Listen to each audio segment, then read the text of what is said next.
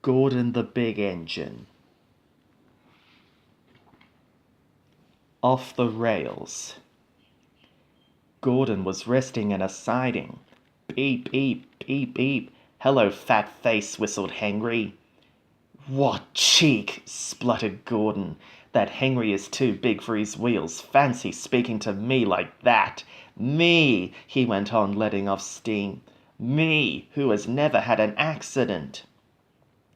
Aren't jammed whistles and burst safety valves accidents? Asked Percy innocently. No, indeed, said Gordon huffily. High spirits might happen to any engine, but to come off the rails, well, I ask you, is it right? Is it decent? A few days later, it was Henry's turn to take the express. Gordon watched him getting ready. Be careful, Henry, he said. You're not pulling the flying kipper now. Mind you keep on the rails today. Henry snorted away. Gordon yawned and went to sleep, but he didn't sleep long. Wake up, Gordon, said his driver. A special train's coming and we're to pull it. Gordon opened his eyes. Is it coaches or trucks? Trucks, said his driver. Trucks, said Gordon crossly. Pah! They lit Gordon's fire and oiled him ready for the run. The fire was sulky and wouldn't burn, but they couldn't wait, so Edward pushed him to the turntable to get him facing the right way. I won't go, grumbled Gordon. Don't be silly, puffed Edward. Gordon tried hard, but he couldn't stop himself being moved. At last he was on the turntable. Edward was uncoupled and backed away, and Gordon's driver and fireman jumped down to turn him round. The movement had shaken Gordon's fire. It was now burning nicely and making steam. Gordon was cross and didn't care what he did. He waited till the table was halfway round. I'll show them, he hissed, and moved slowly forward. He only meant to go a little way, just far enough to jam the table and stop it turning, as he had done once before. But he couldn't stop himself, and slithering down the embankment, he settled in a ditch.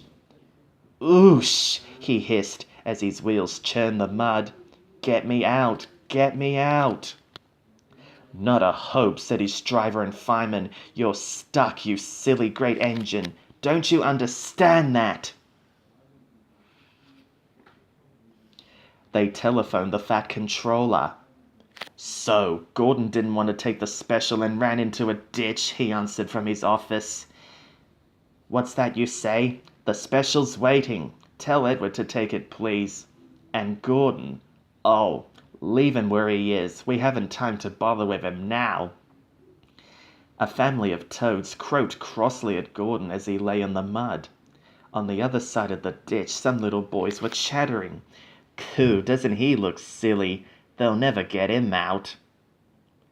They began to sing. Silly old Gordon fell in a ditch, fell in a ditch, fell in a ditch. Silly old Gordon fell in a ditch, all on a Monday morning. The school bell rang, and still singing, they chased down the road.